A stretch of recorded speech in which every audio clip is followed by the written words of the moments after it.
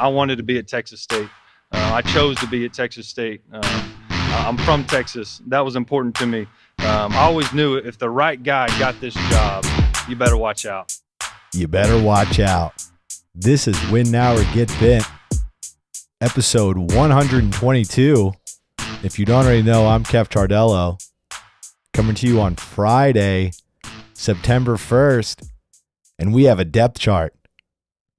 Sort of. We sort of have a depth chart. That's how I should phrase that. We finally got the Bobcats official depth chart. It actually came out the same day I recorded the predictions.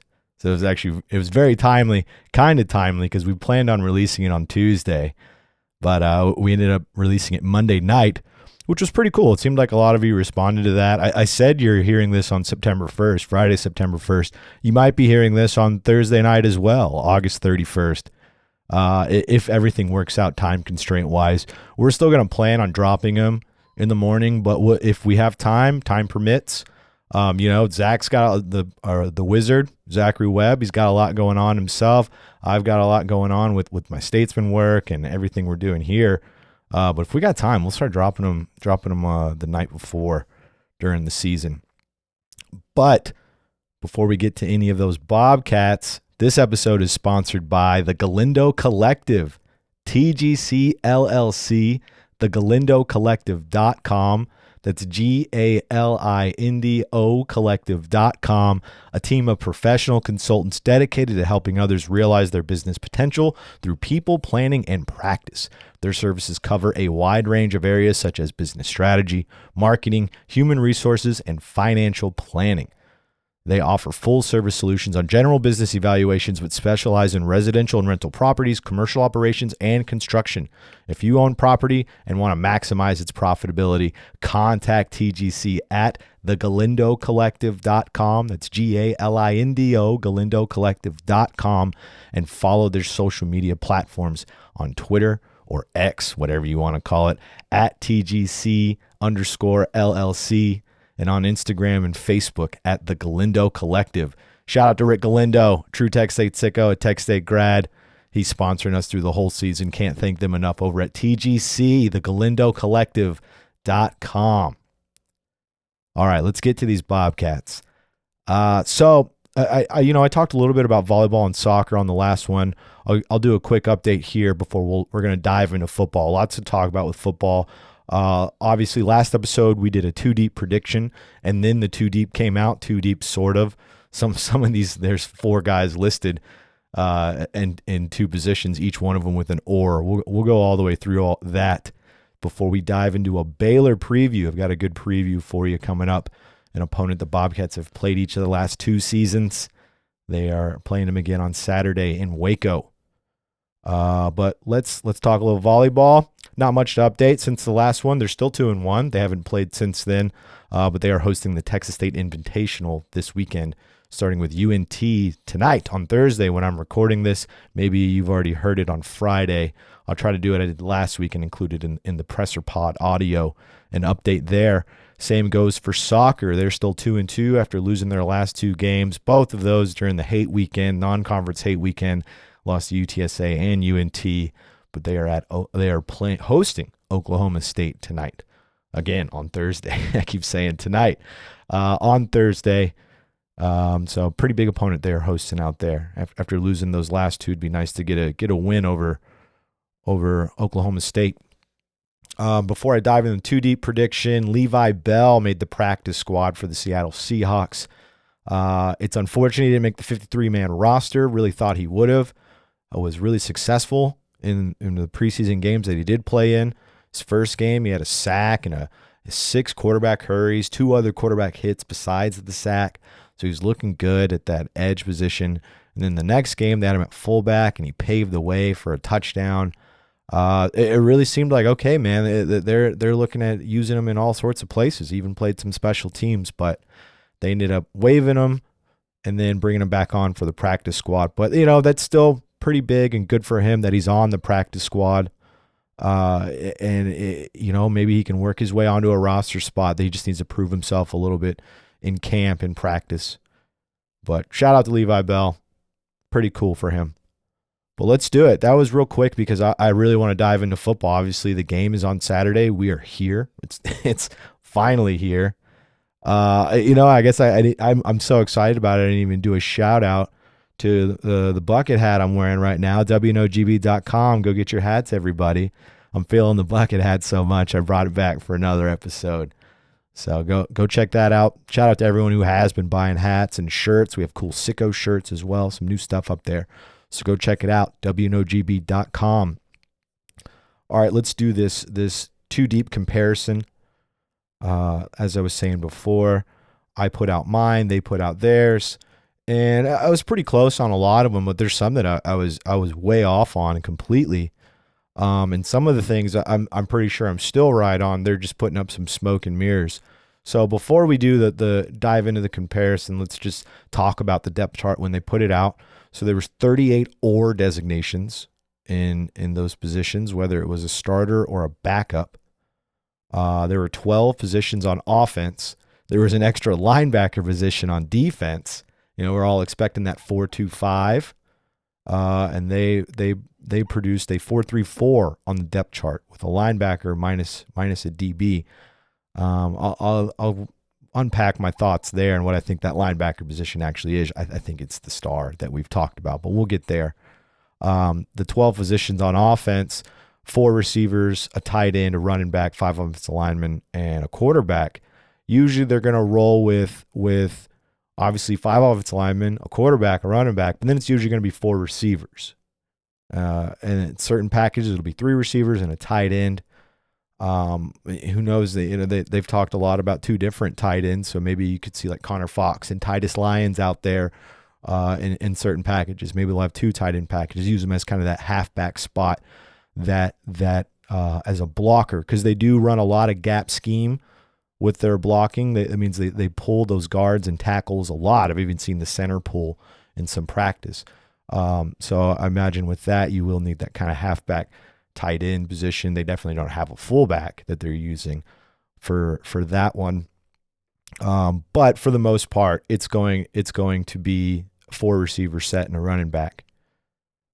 You could even see an empty backfield with a tight end and receivers, or 5 receivers. I mean, they go wild sometimes. But yeah, so that's where else I wanted to go, was the starters. So there's 38 or designations, but there's a handful of starters that didn't have an or by their name, which means they are the guy. They are coming out. Number one on Saturday when the game starts, and that's Ashton Hawkins. No surprise there at wide receiver. Nash Jones, no surprise there at left tackle. Hameto Abibo at right tackle, which I have sent. Okay, let's clarify this, everybody. We're clarifying it. You heard me use the soft J just there. Hameto Abibo. That's how it is. It's how it is in the pronunciation guide. It's how it was in the pronunciation guide when he was at Incarnate Word. So it's settled. Until I ask him. Once I'm around Hameto, I'll ask him. But I know for a fact the G is silent in the last name. So it's Hameto Abibo. He was listed as the number 1 right tackle. So they're pretty set at right tackle, it's kind of good to know. I wasn't sure what they're going to do at right tackle, and they're confident enough to put Hameto out there as the for sure starter. Now it gets a little dicey on the defensive guys. There's 5 of them that were listed as starters without the or. One of them is Jordan Revels at defensive end. The other one's Sam Latham at defensive end. And then another one is Ben Bell at linebacker. Now, you're hearing that, you're thinking Ben Bell has been playing defensive end. Played linebacker last year, but was a defensive end at Louisiana Tech before that. Before switching to linebacker last year, new coaches come in.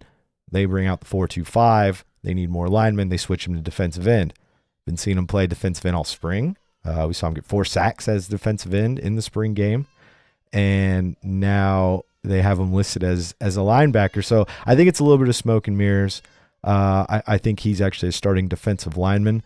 And I even said when I projected the depth chart that I don't think Jordan Revels will be a starter. I think it will be Sam Latham and Ben Bell. But they have all 3 of those guys listed as starters. We'll see how it shakes out on Saturday, but I fully expect to see all of them out there. And then Brian Holloway at inside linebacker. He's, a for sure starter, no doubt about that. I've even heard he might be team captain. And then Torrey Spears at safety, we saw him come out to media day and everything. So that's a player they have in high esteem. So those are the starters that don't have an or designation, but let's go through this depth chart. And we'll do it quickly because I do want to get to the Baylor preview. But this is still going to be some interesting and good information, especially as we go through it all. But we'll start at the start. Quarterback. Texas State had TJ Finley or Malik Hornsby, both listed as starters, and then CJ Rogers behind those two. I had TJ Finley and Malik Hornsby. I still think it's going to be TJ Finley. Even when you look at their depth chart, they have TJ Finley listed first. And even when I was going through the preview and looking at the type of team that Baylor is, I was even more confident in my assessment that they're going to put TJ out there first. And that's a total speculation on my end. I do not know for a fact. I still contend long-term, I think Malik Hornsby fits in this offense better. So I could see, I believe G.J. Kinney when he says just because a player starts on Saturday doesn't mean they're going to finish the game or start the next game or start another game the rest of the season. I think there's going to be a lot of evaluation coming in this game. As he said at the press conference. If you missed that press conference, the presser pod is out. You can also go txst.com, check it out. Actually, I'm sorry, their YouTube channel, the Texas State Athletics YouTube channel, and see those press conferences. And he talks all about how he wants to get a good eval with, 53 new guys on scholarship, 71 overall. They want to check these guys out. So I expect to see both. That's why you see the or on those two quarterbacks, and I believe it. I still think it'll be Finley first, though.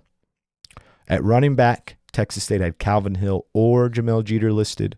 Behind them, they had Ishmael Mahdi or Denario Davenport. Now, on my list, I had Calvin Hill starting with Jeter behind him, but I did talk about Mahdi and Davenport as getting in the mix quite a bit. Texas State also listed Demarius Good on theirs, so they listed 5 running backs. So they technically had a 3 deep at running back. At receiver, no surprise they have 4 receivers listed. They didn't designate whether they were slot or anything like that, just receivers for Texas State. So here's their receivers. The first receiver, starter Ashton Hawkins. Behind him, Chris Don. Second receiver, they have Cole Wilson or Julian Ortega-Jones. Behind those two, Shadid Ahmed. The third receiver, Joey Hobart or Drew Donley.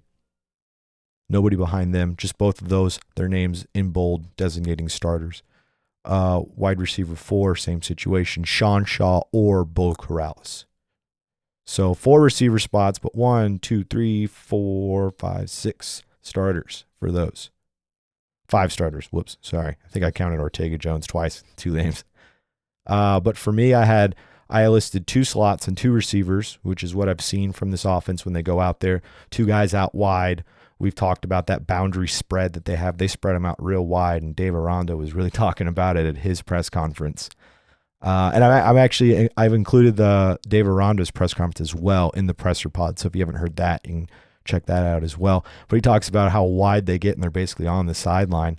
So they have 2 guys out wide and then 2 slots who are a little closer. I call them slots just because they're in pretty close to the line. They're all spread out on purpose, take advantage of space. And take advantage of space, and having receivers that far to the line is another reason why I look at TJ Finley and I see a strong arm that can throw from one hash to the sideline with no problem. But anyways, let's talk about receivers. Slot number 1 on my list, Ashton Hawkins, Shadid Ahmed backing him up. Slot number 2, I have Cole Wilson with Chris Don backing him up. Wide receiver 1, I have Joey Hobart as the starter with Bo Corrales backing him up, and wide receiver 2, Drew Donley with Julian Ortega-Jones. I'm pretty confident in this one. I will say the only thing that I missed on, that looking at their depth chart, I was like, oh yeah, I forgot that I knew that, was Julian Ortega-Jones is actually playing in the slot, which is surprising because he's a bigger receiver. Usually that slot receiver is kind of a smaller guy, a speedster. He's more of a taller receiver, and they're putting him in that slot, maybe take advantage of a mismatch with him on a linebacker or a safety or something. So that'll be interesting. Ortega-Jones in the slot. Some really good slot receivers for this team.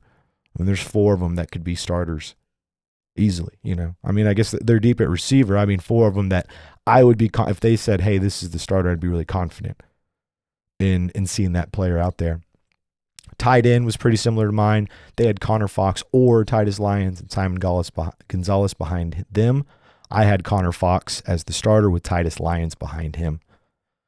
Not much to report there. I'm excited to see Connor Fox in a game. He looks like a prototypical tight end, and I've grown to become a big Titus Lyons fan as well. I just really appreciate his former walk-on, now in scholarship. It's pretty cool story. Hopefully he gets out there. Left tackle, no surprise. Nash Jones is what Texas State had. Nash Jones is what I had. Backing him up, though, they have Trenton Scott or Alex Harkey. I had Alex Harkey. I think Trenton Scott's actually going to be the backup right tackle because they also list Trenton Scott and Alex Harkey as the backup right tackles as well. Because we've seen Trenton Scott get out there in the spring. He was the number 1 right tackle. But Nash Jones, for sure, one of those unquestioned starters there at left tackle. Now here's where it gets tricky. Left guard, they have Caleb Johnson or Dorian Strawn. That's Texas State's list, with Jaden Smith backing those 2 up. On my list, I had Dorian Strawn as the starter and Chase Todd backing him up. Chase Todd's the Houston transfer. I think that's actually, I still think it's going to be Dorian Strawn, because if you look at center that they listed, they have Caleb Johnson listed again at center. They have Caleb Johnson or Chase Todd as the starting center. Danny Valenzuela behind them. I have Caleb Johnson as the starting center with Danny Valenzuela behind Johnson. Now, obviously listing Caleb Johnson starting at 2 positions, that can't happen. So he has to only start at 1. Pretty sure it's going to be center, the way they've talked about him being center, the way he's kind of taken over that position. I wouldn't be surprised to see him out there. And then Dorian Strawn, they love how strong that guy is. And so he's going to be the starting left guard, excuse me. Right guard, I actually got that one, and I was pretty impressed because I kind of guessed on the backup a little bit, if I'm being honest. Bray Walker is who they have, or Marcus Alexander. Behind those 2, they have Emeka Abibo, twin brother of the starting right tackle, Hameta Abibo, or Ian Hoover as the backup right guard. So 4 guards listed. On my list, I had Bray Walker as the starter with Marcus Alexander backing him up. I'm still pretty sure Bray Walker is going to be the starter. They gave him the podium treatment, brought him out for the press conference on Tuesday. I didn't see it posted anywhere, him or Calvin Hill, but they both talked to the media those days. So pretty sure, I'm confident that big man's going to be the starter there at right guard with Marcus Alexander backing him up, which is interesting. They're buddies. Bray even talked about Tank, is what he calls Marcus Alexander. They transferred over from Oklahoma together. Now they're at that same position at right guard. And, when we talked to Bray, I was like, it's kind of a new position for you. But he was like, no, not really. Actually, I've played guard before. So not as much of a transition as I thought. I think I looked at his size, 6'7", 355, and I was like, he's probably only ever played tackle all the time. But not true. They move him on the interior. So that's the offense there. Let's go to the defense. Defensive end. So they had it listed as 1 defensive end and 1 Viper. That Viper, I've seen that name before. It's usually that stand-up defensive end type position. It's almost an outside linebacker. But I haven't seen that whenever I see them out there. So on my list, I just had 2 defensive end spots. But let's go with their list. At Viper, they have Jordan Revels, unquestioned starter at Viper. Behind him, they have Devin Wright or Chance Main or Victor Obi. Three oars at Viper. Forgot about that one. So Devin Wright or Chance Main or Victor Obi. Shout out Victor Obi. Hopefully he gets in there. Old team with Baylor. Same for CJ Rogers. At their defensive end spot, unquestioned starter, Sam Latham. Behind him, Bryce Cage or Jalazen Landry or Devin Martinez. Lots of oars in that defensive end spot. My defensive ends, I had starter Ben Bell, who you may realize was not listed in any of the ones I read from Texas State. And backing up Ben Bell, I have Jordan Revels. At the other defensive end spot, I have the starter Sam Latham with Chance Main backing him up. Chance Main, the Colorado transfer that just got here. I think they're doing a little bit they're playing some games with this depth chart. They want everyone guessing, including Baylor, including us, including the media. with that defensive spot. But as I was saying earlier, Ben Bell has been playing on the defensive line since the spring, since these new coaches got here. He put on 30 pounds so he could play on the defensive line. So I still expect to see him. I speculated on my own that it would be Ben Bell and Sam Latham as the starting defensive ends, or defensive end and Viper, however you want to designate that. And I'm still confident in that, even after seeing the depth chart with Ben Bell at the linebacker spot. You know, and I may even skip over DT and linebacker just to go to that third linebacker spot. Let's go ahead and talk about it since we're talking about Ben Bell, but I'll go back to those other two spots. So they have it listed as a linebacker as a third spot. On my depth chart I did on the pod, I have it listed as a star position, which is the nickel, which is a DB, almost like a DB linebacker hybrid. Sometimes they blitz, most of the time they cover. But so their linebacker, they have Ben Bell listed as the unquestioned starter with two oars behind him, Caleb Coleman, safety transfer from West Virginia, or Michael Boudin III, a JUCO DB transfer, or DeMarquise Hayes, who was here last year as an outside linebacker. Since these new coaches got here, they switched him over to that star position, that nickel position. So as you can tell, two true DBs and one converted DB behind Ben Bell, who's a defensive lineman. So that's a little bit funny right there. But for me at that star position, I have Caleb Coleman and I have Alonzo Edwards, AJ Edwards. I still think it's going to be that Caleb Coleman or AJ Edwards at that star position. I think it's going to be certain packages. They're going to roll with these three linebackers and have a 4-3-4 out there. But for the most part, it's going to be that 4-2-5 that we've seen from Pat Key. Who knows? And maybe they're just trying to really just trick everybody.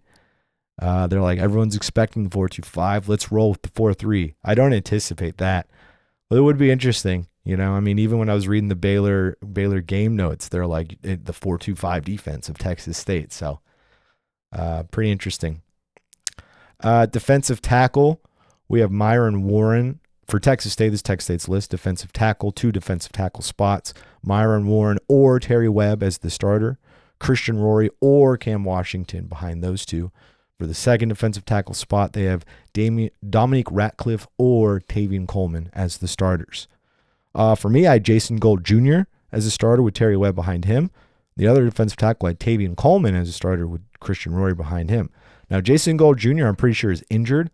Kenny didn't want to give any clarity. Go figure. He's not one for that. He likes to play it close to the vest. I respect it. But Jason Gold Jr., it seems like he's definitely at least out, whatever's going on. Seems like it is an injury there, which is a shame for the Bobcats. They've been talking him up all fall camp about what a terrific player he is, a pleasant surprise, and all these things. So that they're going to have to make up for that. And I didn't have Myron Warren on my list because I was like, he may be injured. I saw him held out of a practice.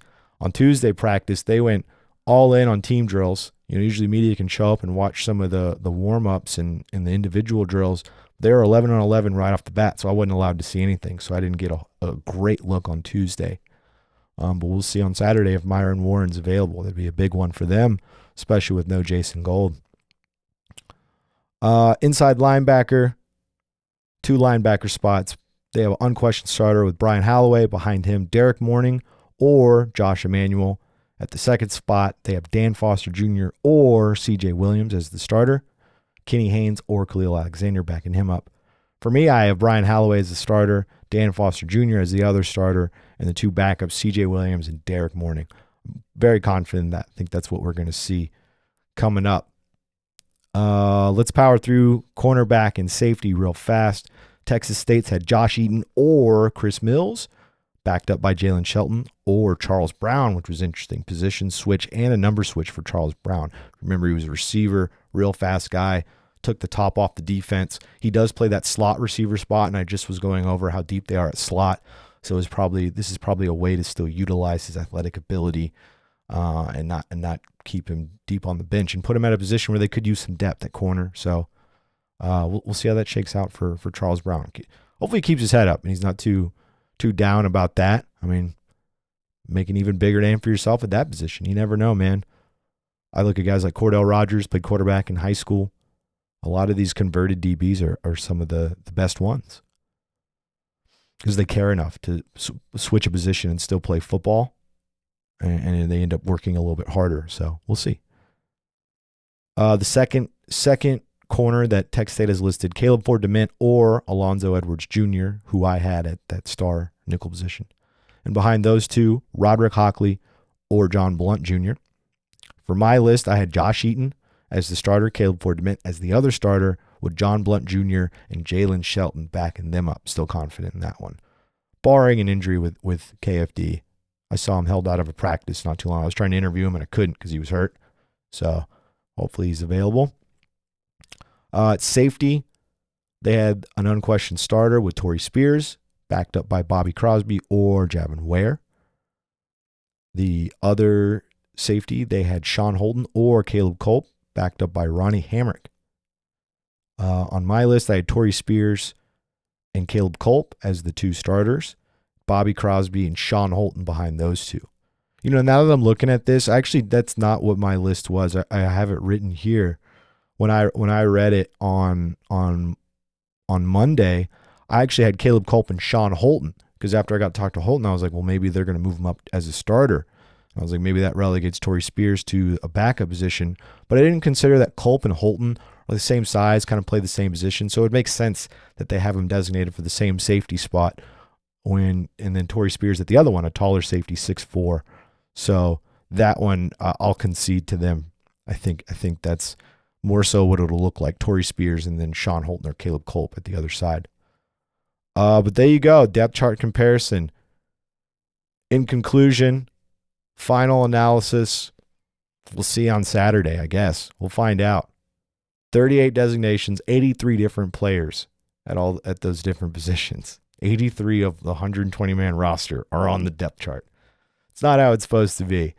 That's okay, though. It's a little bit of gamesmanship. And Kenny, I mentioned the press conference. He even talks about how Nick Saban says it's a distraction and there's no point to it and everything.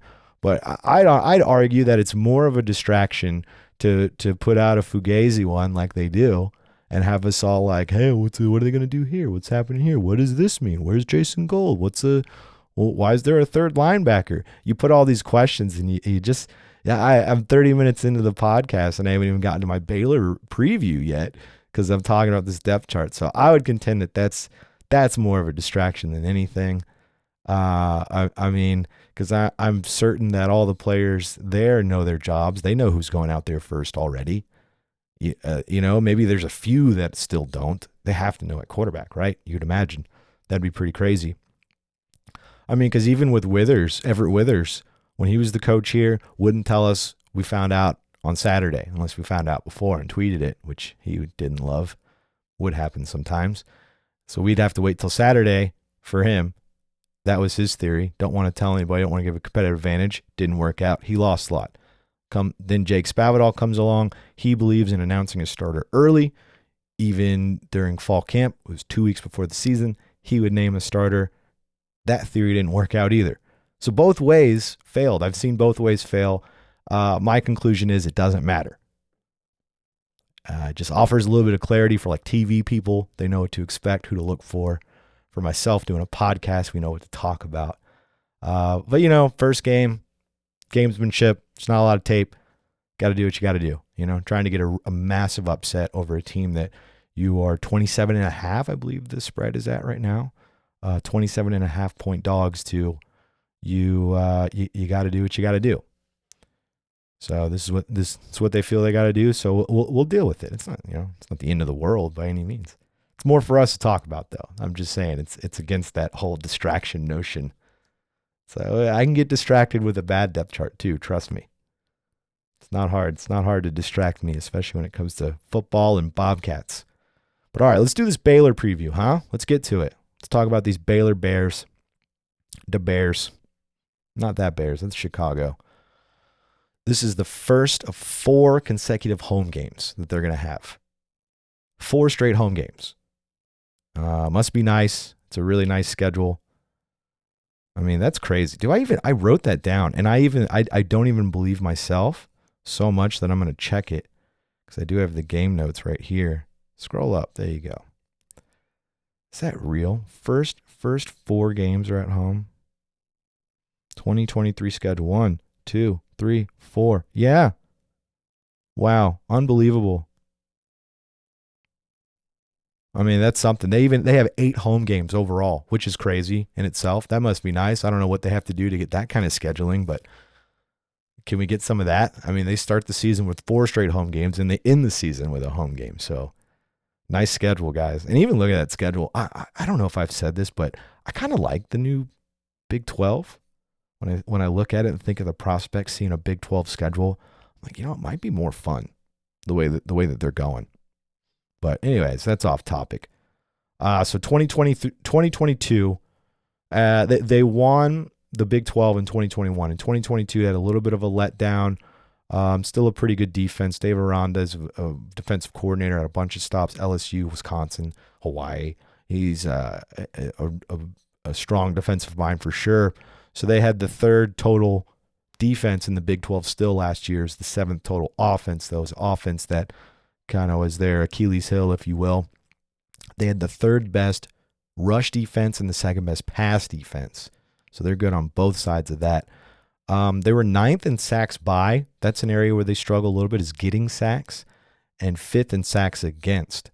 So, I mean, it's 2 areas you can take advantage of, but we'll talk a little bit more about the offensive line. That sacks against one might be pretty hard with this offensive line.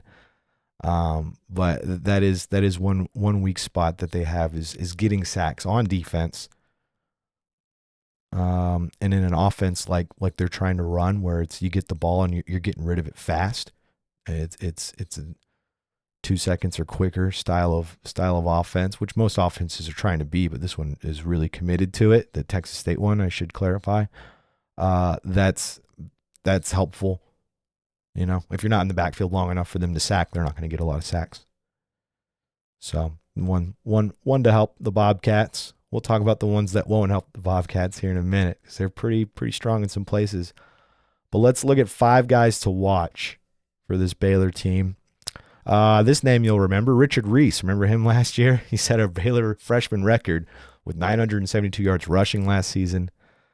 He had 19 carries for 156 yards and 3 touchdowns against the Bobcats. Led the team in rushing 9 of 12 games last year. Pretty terrific for a freshman. He's back. The strength has been their rush offense as opposed to their pass. They don't have a terrible quarterback, though. He's the next player to watch on my list is Blake Shapen. His first full year as a starter was 2022. If some of you remember in 2021, it's Jerry Bohannon and Blake Shapen they were kind of going back and forth that season. Last season, he got the full startership. Is that a thing? It's a thing now. How about that? But last season, starting all 12 games, 63% completion for 2,790 yards, 18 touchdowns, and 10 picks. Nothing to absolutely wow you with that. I mean, he was at least efficient enough to have more scores than interceptions, and it's a decent completion percentage. But he has been getting a lot of praise. He is a senior. He's on the Senior Bowl watch list. He's on a few watch lists. He's coming into his junior year and everything, so it seems like this is his year to kind of put it together. That's what everyone is expecting, at least around the Baylor team. The next guy I have, last offensive player I have, is wide receiver Monterey Baldwin. A junior wide receiver. I really put him on here because he was on Bruce Feldman of The Athletic, does a freaks list. Baylor had 2 of them. I have the other guy on this list as well. And Monterey Baldwin was on that list. You don't see a ton of receivers there, so that's why I was like, huh. He led the Bears in receiving last year with 33 catches, 565 yards, and 4 touchdowns. He hit 22.8 miles per hour on a GPS during a touchdown catch against Oklahoma State last year. Marked the fastest player in college football in 2022. He's only 5'9", 170 pounds, but he bench presses 405 pounds and squats 550, power cleans 300 pounds. So look out for Monterey Baldwin. That's an interesting athlete right there. Not only is he fast, he's incredibly strong. In this offense, they don't pass a ton. That's why when you look at him leading the team last year in receiving with 33 catches, you're like, it's pretty ho-hum, but any given Saturday, man, he could pop off. Next one I have we'll switch defense. Last two guys are defense, but Mike Smith at linebacker. He's a fifth-year player, a Liberty transfer, also a Senior Bowl watch list like Shapen. He is, Nash Jones also on the Senior Bowl watch list, I should add. I think he's the one Bobcat on there. Also on the freak list. Now that I think about it, Nash Jones is on two of those lists. But he's a pretty terrific linebacker. He started out at Mississippi Gulf Coast before he got to Liberty last year, led them in tackles, started every game, and they anticipate him to be one of the leaders of this defense as well. So Mike Smith there at linebacker. 13 transfers for them in the transfer portal. That doesn't seem like a lot because you're all Texas State fans, and the Bobcats brought in a ton of transfers. I think it was 37 overall. And so 13 doesn't sound like a lot, but it is. That's still a lot, especially for a P5 program. That's a good chunk of transfers. My last player on the 5 players to watch, Gabe Hall, defensive lineman, senior defensive lineman, also on that freaks list for that Bruce Feldman's freaks list on the Athletic. 6'6", 296 pounds. He bench presses 500, squats 565, cleans 365, and did a 750-pound trap bar deadlift. I don't know what that last one even means. I know deadlift. I know what that is, but I don't know exactly what the trap bar, all those details are. But maybe Brett Huth, where you at? Need you to translate that for me. He also hit 19.9 miles per hour on the GPS. So he's 6'6", 296, benches 500 pounds, squats 565, and runs 20 miles an hour. Watch out for Gabe Hall.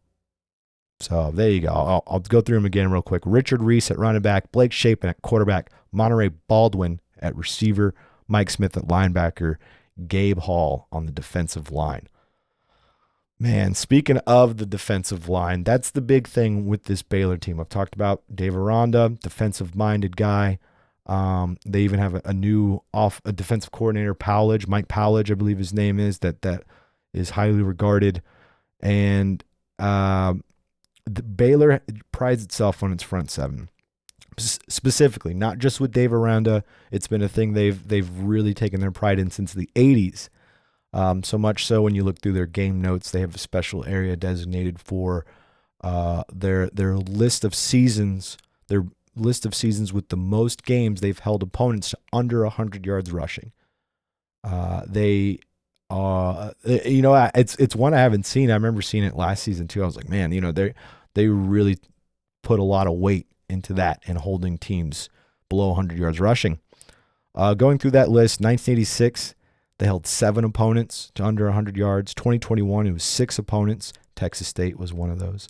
1953, 5. 1980, 5. 1991, 5. 2008, 5. 2022, 5. Texas State was one of those. 1947, 4. 1965, 4. 1984, 4. 2013, 4. I bring this up because 2 of those years on that list are the last 2 seasons, and Texas State's included in both of those. 2021, when they held 6 opponents to under 100 yards, and 2022, when they held 5 opponents to under 100 yards. That's the Dave Aranda effect. He's a defensive-minded guy, as we've said before, and they're huge on that defensive line. I just got done talking about Gabe Hall. And they've got other guys. They're real deep, and they're real long on their front 7. So it's going to be hard to get some things going, especially running the ball. And we've talked about how this offense with Mac Leftwich and G.J. Kinney, it's not just a passing offense. They like to run the ball. It's a vertically choice-driven offense where you can. There's plenty of runs to do. There's plenty of counter runs for the running back. Guards pulling, opening up holes, and that's going to be pretty difficult against this team. They pride themselves on shutting that down, and they've done it twice to the Bobcats already. Last year, the player that really popped off for Texas State was Ashton Hawkins with 13 catches, 100-something yards, and a touchdown, and it wasn't much going on the ground. So, and even thinking about that, I mentioned this a little bit earlier, but when I look at who's going to start at quarterback for this offense, and you think of Malik Hornsby, where his strength is running the ball, and you put him out there because you want a guy who can just take off and be a dangerous athlete for the defense, as Kinney likes to describe him. It may not work as well against this team. It hasn't worked in the past for the Bobcats and for other teams trying to run rampant on the Bears, because they're going to try to stop you. So looking at that, I could see how TJ Finley would fit more into this game as the starter for what they're trying to accomplish on offense. And even going back to some of Dave Aranda's comments, talking about how this offense how they maneuver in space quite a bit, where if the receivers are all the way to the side and there's some more receivers a little closer to the offensive line, but if this is taken care of on the outside, they're going to go inside. If the inside's taken care of, they're going to go outside. It's the reason for the space. It's all the options.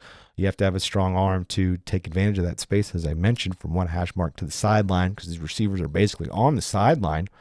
And TJ Finley has that. I'm not saying Hornsby doesn't, but TJ Finley has that more so. And even going more into Aranda's comments from that press conference, again, that'll be in the presser pod, audio version only on Apple and Spotify. Check that out. He talks about how they've struggled against man coverage, which is something Texas State does.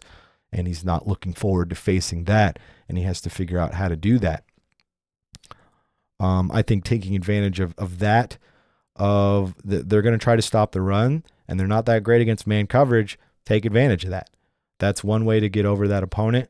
And it was even mentioned by G.J. Kinney and a little bit by Aranda, talking about next week, the Baylor Bears have a pretty big opponent in Utah. G.J. Kinney mentioned he hopes that the Bears are looking forward to that opponent. They underestimate Texas State this weekend a lot. And Dave Aranda, not saying that, but was like, we do have a big opponent next week. Just freely gave that up. Two different situations, both talking about that. So maybe Baylor is looking ahead and underestimating Texas State a little bit. That's another way the Bobcats can take advantage and really do some damage. High scoring offense for G.J. Kinney and Mac Leftwich last year at Incarnate Word, but Baylor is currently on an 18-game streak of holding opponents under 30 points. That dates back to 2021, and they're really good at getting turnovers. They have 65 turnovers to 41 giveaways. That's a plus 24 on the turnover margin in 36 games with Dave Aranda. So defense, definitely their calling card. There was ways to beat it, as I was mapping out. Not great against man coverage, not the best at getting to the quarterback and getting sacks. So taking advantage of their deficiency at man coverage and getting the ball quick, but takes advantage of their lack of pass rush. There's ways to do it. There's ways to put points up against this team. You didn't ask for my prediction, but here it is. I don't think they're going to win. I think Texas State will lose. This is a really big opponent. I think they will cover, though, that 27.5. I'm confident enough in these coaches and this offense to take advantage of that. I think Finley gives them the best chance to do that this game. But I still think we'll see both quarterbacks. I do. I don't think that part is smoke and mirrors. It'd be cool to see 3 as well. Let C.J. Rogers get out there and play against Baylor. Would be fun. But we'll see. We've talked a lot about Texas State's big offensive line, biggest in the Sun Belt as far as starters and depth chart. Scott Watkins, shout out Scott Watkins. He does great work covering Southern Miss. He put out a tweet with all the top Sun Belt average weight for the whole depth chart, not just the starters. And Texas State was on top of that, like 328 pounds. Baylor has a huge offensive line as well. And they have 3 offensive linemen who are on the Big 12 preseason. I think honorable mentions what they were, but on the preseason Big 12 team, 3 offensive linemen. They have Eric Mateos, who I mentioned Mateos before. He's 4th year in a row. He's coaching the Bobcats. Terrific young coach up there on a 40 under 40 list. I mentioned I still talk to him sometimes on the last one. I wasn't sure what happened. That situation in Spavital, when Spavital took over in 2018. And I guess he said he wasn't retained by Spavital that was one of many mistakes by Jake Spavital, because then Mateos went on to BYU, and then he went on to Baylor, both as offensive line coach. Meanwhile, Spavital cycled through offensive line coaches. So shout out to Eric Mateos. I asked him about playing the Bobcats 4 years in a row after that happened, and he's like, well, there's no one left for me to hate anymore. And I was like, that's pretty funny. Guess that's true. Guess I should also be happy that I'm not on the list of people he hated from here. But yeah, that's the Baylor Bears. It's the first game, so I mean, it's a ton of speculation, but we all know they're going to be pretty salty on defense, because that's just what they do. That's what Dave Aranda does. Bobcats got to counter by being pretty salty on offense. Lighting up the scoreboard is going to be hard. It's a tall task getting past that mark of 18 games without allowing an opponent to score over 30 points. But we'll see. We'll see if the Bobcats are up for it. All right. Make sure y'all are subscribed to the Patreon page, patreon.com/winnourgetbent. Supports the pod. You get lots of great articles every day. It's only $5 a month. Get in there and comment. You have access to me as well. Starting to get more and more members there. I think we're up to like 56 now. So shout out to all of you getting in there. I really appreciate all of you. Don't forget the hats, merch store, WNOGB.com. You can even get a cool shirt if you're watching on the YouTube channel, youtube.com/winnourgetbent. You can see I got the shirt on right there. I don't even know if that's the website channel for the website link for the channel. What did youtube.com/winnourgetbent. I don't think that'll work. Go to YouTube and type in winnourgetbent and you'll find us. If you're watching on the channel though, you can see me in all the garb, the merch, even holding up the mug. Here you go. We'll do a there you go. Webb can use that as a thumbnail. I'll give him another one. Nice big cheesy smile. Make sure you roast that smile. If he does use that thumbnail, I'll put it on Twitter. I won't remind him though. Let's test him, see if he's actually listening. If you want to sponsor the pod like TGC, thegalindocollective.com. Hit us up at WNOGBKEF@gmail. WNOGBKEFF@gmail.com. Another big shout out to TGC, thegalindocollective.com. Business consultants, hit them up for all your business consulting needs. Shout out to Rick Galindo. Really appreciate you, my man. I see you out there. See you out there buying merch too, guy. Good looks, Rick. You know, I mean, hey, if there's anybody out there I'd give a discount, it's you. So hit me up next time you want to buy some merch. But thank you to TGC LLC, thegalindocollective.com, GALINDO, galindocollective.com. Like, subscribe, comment on our video channel and on our audio channels on Apple and Spotify.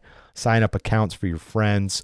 Sign up accounts for your enemies. If you have enemies, it's a good way to spam them, especially if they're a UTSA enemy. We'll just ruin their day. It'd be awesome, and it helps us grow. Helps us grow. All you sickos out there helping us grow. We've grown a lot. It seems like every time I do a press conference and I see a media person I haven't seen in a while, I get commended for the growth, and it humbles me and it makes me.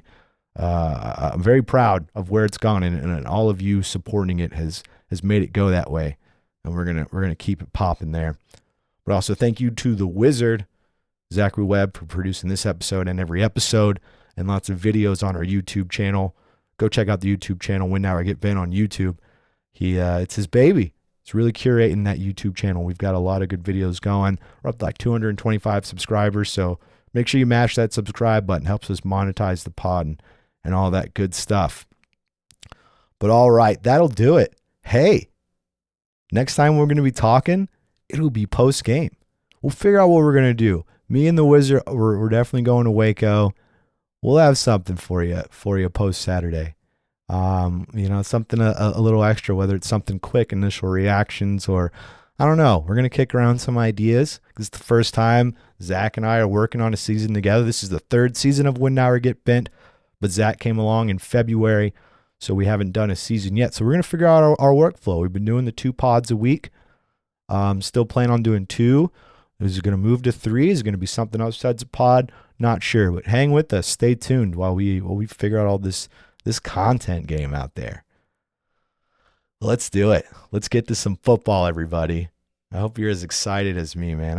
I've needed it. It's been a long, long off season, a long, exhausting off season of sleepless nights with the new baby who was born last October, right in the middle of fall. Oh man, but I can't wait. Can't wait. Kickoff on Saturday, everybody, 6 p.m. I'll see you in Waco. Win now or get bent.